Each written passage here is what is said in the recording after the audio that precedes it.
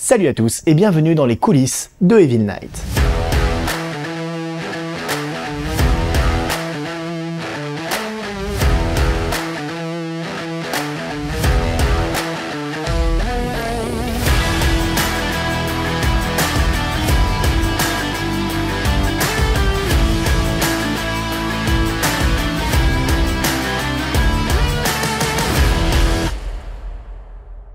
Evil Knight, c'est un court-métrage qui raconte l'histoire de deux jeunes qui rentrent de soirée, une soirée à laquelle on leur a présenté un certain livre des morts, qui est donc une allusion non dissimulée à la saga Evil Dead. D'ailleurs, le court-métrage pourrait très justement se placer plus dans la série Ash vs Evil Dead et prendrait place à ce moment-là entre la saison 2 et 3, puisque quand on a tourné ce court-métrage, donc fin 2017, la saison 3 n'était pas encore sortie, donc on ne savait pas encore ce qu'était devenu le fameux Necronomicon de Evil Dead. C'est un hommage plus particulier à l'épisode 3 de la saison 2 de Ash vs Evil Dead, donc Last Call, dans lequel le Necronomicon prend possession de la voiture de Ash Williams, et j'avais vraiment trouvé cet épisode super cool, et c'est un petit peu ce qui m'a insufflé l'idée de faire Evil Knight juste après avoir vu cet épisode. Une fois le scénario écrit, il a fallu trouver des décors. Je me suis donc directement orienté vers ma région d'origine, donc le Limousin, où on trouve des décors assez peu vus dans les courts-métrages et dans les films de manière générale, et j'ai trouvé ça plus sympa de retourner là d'où je viens. Il nous fallait une petite route de campagne pour le tournage, et c'est la municipalité de Couzex, à côté de Limoges, qui a accepté donc de nous ouvrir la base militaire du Madelage, qui est donc une ancienne base militaire maintenant qui est propriété de la mairie, et qui en bout de piste de décollage, avait cette petite route en demi-tour en fait, avec glissière de sécurité, les arbres et tout. Franchement, on se croirait vraiment sur une route typique de campagne limousine, et c'était génial parce que du coup on n'avait absolument aucun problème de circulation, la base était intégralement fermée, et du coup on avait tout ça rien que pour nous. Donc un immense merci à la municipalité de Couzex pour nous avoir autorisé à tourner sur cette base. Franchement, sans vous, ce tournage n'aurait tout simplement jamais pu avoir lieu. Une fois qu'on avait le scénario, on avait le lieu de tournage, il fallait maintenant les acteurs. Bien évidemment, mon premier choix pour le rôle masculin, ça a été Nicolas, donc Nicolas que vous avez déjà vu dans Warren Flamel et dans plusieurs autres productions, c'est un petit peu devenu maintenant l'égérie de la Vectan Production. Et par contre, pour le rôle féminin, j'ai décidé de changer puisque j'ai fait appel à Megan. Megan qui est donc une modèle photo à la base, elle n'avait pas d'expérience en tournage en tout cas, mais elle était désireuse de commencer et de s'initier à ça parce qu'elle avait un petit peu background de théâtre derrière elle, et comme je suis quelqu'un qui adore donner sa première chance aux gens, je me suis dit, allez, go, on y va.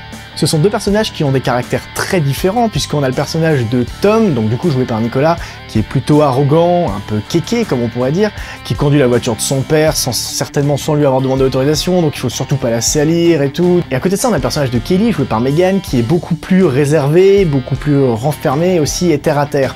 Et un petit peu éméché aussi parce qu'elle a un peu trop picolé. Pour la direction d'acteur, ceux qui me connaissent un petit peu savent que c'est pas spécialement mon fort et c'est pas non plus un truc où j'ai énormément de plaisir à le faire. Donc j'ai délégué cette tâche à Aurel, donc Aurélien, qui est un de nos amis de Poitiers, de chez Imagilienne, qui nous a aidé à plein de postes sur l'épisode 3 de Warren Flamel, et notamment en tant que comédien, puisque Aurélien, parmi ses multiples casquettes, est comédien, et il sait très bien coacher les acteurs. Donc en fait, je lui donnais mes intentions, et derrière, lui, il les retransmettait directement aux acteurs, ce qui nous faisait gagner un temps fou, puisque moi du coup je pouvais me concentrer sur les choses que je maîtrise, à savoir la technique. Parce que quand on a un réalisateur qui est très orienté sur la technique, on peut très vite se retrouver délaissé en tant que comédien. Ils étaient toujours dans le jus et du coup ils ont vraiment pu donner le meilleur d'eux-mêmes malgré les conditions climatiques. Et les conditions climatiques, croyez-moi, c'était quelque chose puisqu'on a tourné de 14h jusqu'à 7h du matin en plein mois de novembre, donc vraiment pas la meilleure période pour avoir un temps clément lors d'un tournage, et les températures sont descendues jusqu'à -5 degrés au beau milieu de la nuit. Tout le matos commençait à givrer, etc. L'équipe était vraiment frigorifiée. Ça a été quelque chose de très intensif, et pour l'équipe, et pour le matériel, et pour la logistique de manière générale, mais tout le monde a su rester professionnel, et on a réussi à donner le meilleur de nous-mêmes, malgré des conditions de tournage vraiment difficiles. On va replacer le micro à l'intérieur, vers elle. Voilà, tu veux m'aider ? Allez, viens aussi. Mais malgré tout, on avait la chance d'avoir un régisseur prêt à tout, puisque notre Chris National, donc qui était déjà notre régisseur sur la plupart des tournages de l'épisode 3 de Warren Flamel, est revenu à la charge et nous a amené son camping-car, dans lequel il a pu du coup loger et faire manger toute l'équipe, et du coup on a pu manger au chaud Grâce à toi, merci Chris. Je me suis dit qu'il y a trop chaud à environ 25 degrés, ça vous ferait du bien.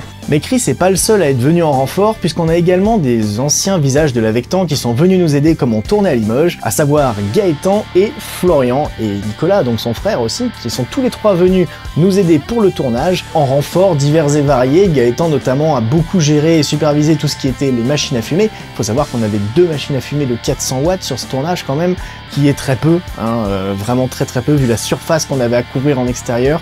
Mais du coup, ça veut dire qu'il y avait quelqu'un, donc Gaëtan et Florian, entre chaque prise qui prenait la machine à fumer et allait mettre de la fumée partout dans le décor. La fumée, elle restait pas plus de 30 secondes, 1 minute grand max, donc il fallait vraiment être très réactif et la remettre à chaque fois entre chaque prise pour garder une certaine homogénéité dans la fumée. On a plus ou moins réussi et ça c'est un point sur lequel je suis vraiment très fier d'eux. Est-ce qu'on s'éclate? On s'éclate grave.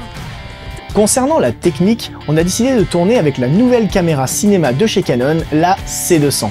Caméra qui nous a été gracieusement prêtée par notre partenaire Profotstore. Un immense merci à eux, puisque là encore, sans eux, on aurait soit tourné avec ma C100 ou avec une RED, et la RED en basse lumière, c'est pas exactement ça. Le gros avantage qu'on a eu à travailler avec la C200, comme avec Django, donc mon chef opérateur et moi-même, on est tous les deux des usagers de Canon avec la C100 Mark II, on était vraiment en terrain familier, du coup on a perdu très peu de temps sur la caméra, à essayer de trouver les boutons, à essayer de faire ci, faire ça. Tout était plus ou moins à la même place, même si je trouve personnellement que pour mon usage, la C100 Mark II reste encore un meilleur compromis. Néanmoins, c'était vraiment au niveau de l'interface, on a retrouvé l'interface Canon, sa simplicité, son efficacité. Autre point important qui nous a permis de gagner énormément de temps, c'est l'autofocus de la C200. Sur certains plans, comme on tournait avec des optiques Canon, on a pu se permettre de mettre de l'autofocus et ça nous a permis du coup d'avoir des suivis de sujets, notamment sur certains plans, travelling, etc. On a vraiment gagné beaucoup de temps en ne ratant pas des prises à cause du truc bête comme un point qui était foiré.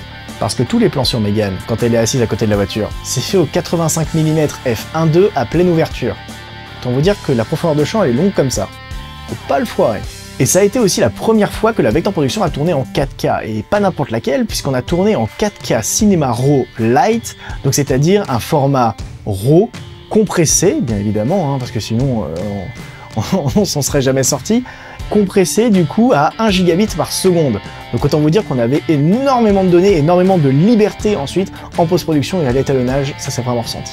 Le petit inconvénient de ça, c'est que du coup, comme la caméra était sortie quelques mois avant le tournage, donc à la fin de l'été à peu près, donc 3-4 mois avant le tournage, Adobe ne prenait toujours pas en charge le Canon Cinema RAW Lite.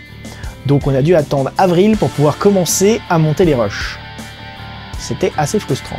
Enfin, un dernier point que je tiens à souligner sur cette caméra, c'est que on l'a fait tourner toute la journée de 14h à 7h du matin et par moins 5 degrés, la caméra n'a pas bronché à un seul moment. C'est vraiment une caméra qui est robuste avant tout et vous savez, si jamais vous me suivez un petit peu sur cette chaîne, que la robustesse c'est ce que je demande en premier à du matos. Je veux du matos qui ne me lâche pas. Il peut ne pas être le meilleur sur le papier, dès lors qu'il est fiable et robuste, j'achète. Donc pour ça, un gros merci à Canon.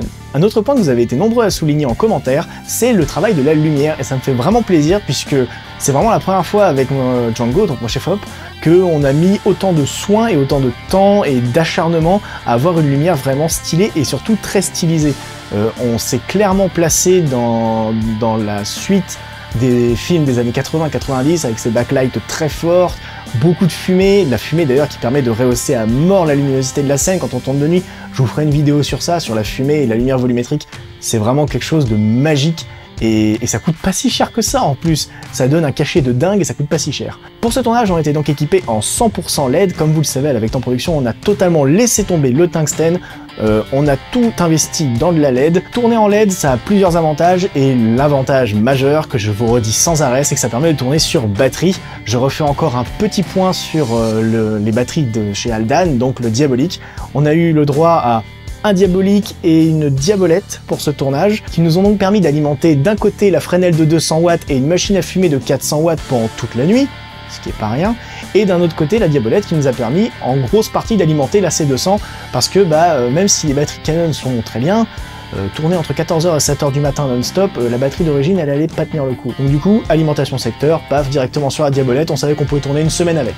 Je me permets encore d'insister un petit peu sur le Diabolique, mais c'est la 4e fois que je tourne avec, et encore une fois, à la fin d'un tournage de nuit, il reste encore de la batterie, c'est incroyable. On a tourné toute la nuit avec plusieurs trucs de branchés dessus, et il restait encore 30% de batterie le lendemain matin. Cette batterie est tout simplement increvable, qu'est-ce que vous voulez que je vous dise? Une fois le tournage terminé, il s'est passé un très long moment avant que la post-production commence, parce que comme je vous ai dit, Adobe n'a pris en charge le Canon RAW Lite qu'à partir de avril 2018. Ça coïncidait pile avec la période à laquelle j'ai déménagé, donc j'avais beaucoup de travaux à faire chez moi et je n'ai pas du tout pu attaquer la post-production d'Evil Knight, c'est pour ça que je n'ai pu attaquer que très récemment. Et c'est vrai que ce Canon RAW Lite est vraiment super impressionnant, très bien intégré dans Premiere Pro. Il se lit comme un rush normal, vous l'importez dans votre chutier, vous pouvez ensuite accéder à la sensibilité, vous pouvez rajouter ou retirer un peu de lumière sur vos rushs, vous pouvez totalement modifier bien évidemment la balance des blancs parce que c'est du RAW, et vous avez une qualité d'image vraiment incroyable. Pour ce qui concerne les musiques, donc la plupart, 90% à peu près, sont des musiques libres de droit que j'ai achetées sur le site Motion Array. Je vous ferai pareil une vidéo sur ce site parce que je trouve vraiment top. Donc ce sont des musiques libres de droit, mais il y a une musique que je n'arrivais pas en fait à avoir. Il y a un moment du court-métrage, j'arrivais pas à avoir la musique que je souhaitais. Du coup, j'ai fait appel à Thomas, notre compositeur, Thomas Kebler, compositeur historique de l'Avectan depuis au moins 2011. Et du coup, Thomas a composé la musique au moment où Megan se retourne parce qu'elle a entendu Nicolas crier et qu'elle rentre dans la voiture. C'est une musique avec beaucoup de percus, très oppressante, et j'arrivais pas à trouver ça en musique libre de droit, donc rien ne vaut un bon compositeur qui vous fait une musique top aux petits oignons en un temps record, puisqu'il faut savoir que Thomas, entre le moment où je lui ai envoyé la vidéo et le moment où il m'a envoyé sa version finale, il a dû s'écouler une semaine et demie à peu près. Donc franchement, après la musique et le montage, est venu le moment des effets spéciaux. Il y a ceux que vous avez pu voir lors du visionnage, parce que oui, mon fond vert n'est pas des plus réussis, j'ai connu mieux, ouais, je vous l'avoue, mais les cheveux de Megan m'ont donné beaucoup de fil à retordre et je n'avais que 48 heures pour faire les FX avant la publication du court-métrage, c'est un petit peu... voilà, ça s'est un peu précipité. Mais il y a aussi plein d'FX que vous n'avez certainement pas vu, notamment l'écran du téléphone qui a été remplacé. Sur les deux plans où Megan regarde son téléphone, l'écran est remplacé. Et il y a également plein de petites subtilités, comme par exemple les phares de la voiture qui nous ont lâchés en plein milieu du tournage. Donc ça veut dire qu'en post-prod, il a fallu remplacer le phare qui avait pété par le phare qui marchait encore. Voilà, parce que j'aime rajouter du travail pour rien. Et enfin, dernier petit point concernant la post-prod, l'image donc du coup qui est incrustée derrière Nico et Megan quand ils roulent a été tournée il y a à peine 15 jours, puisque c'est le dernier créneau que j'avais pour les faire. Et malheureusement, c'était une nuit sans lune. Donc c'est pour ça que c'est très sombre, alors que normalement ça aurait dû être vachement éclairé. Mais qu'est-ce que vous voulez, on n'a pas toujours ce qu'on veut. Tout ça pour vous dire que Evil Knight, c'est vraiment le pilote en quelque sorte du type de vidéo que je voudrais faire avec l'Avectan dans les mois et années à venir. Des petits projets comme ça qui mine de rien nécessitent quand même une équipe, On était plus d'une quinzaine sur le tournage, On était entre 15 et 20 sur le tournage, monopolisé pendant un week-end entier. Avec beaucoup de matos, etc. Donc c'est quand même pas des tournages légers, c'est assez lourd à organiser. Le rendu est vraiment top, je suis vraiment très fier des images qu'on a pu faire tous ensemble ce week-end-là. Et du coup, en fait, ça nous permet de nous améliorer aussi. J'aimerais que de court-métrage en court-métrage, les erreurs, comme les fonds verts mal faits, soient corrigées, puissent être améliorées aussi dans les prochaines productions, et que quand vous regardiez un court-métrage, je sais pas moi, dans 6 mois, 1 an, vous puissiez vous dire « Ah, il y a eu une belle amélioration quand même ». D'ailleurs, en parlant de ça, parlons maintenant un petit peu de Warren Flamel très vite fait à la fin de ce making-of. L'épisode 3 de Warren Flamel va sortir en 2019. Ça c'est sûr et certain. Il sortira même dans le premier semestre de 2019. Mais pour ça, je vais avoir besoin de vous. Je vais avoir besoin de vous parce qu'un projet comme Warren Flamel, c'est lourd à faire. C'est très très lourd.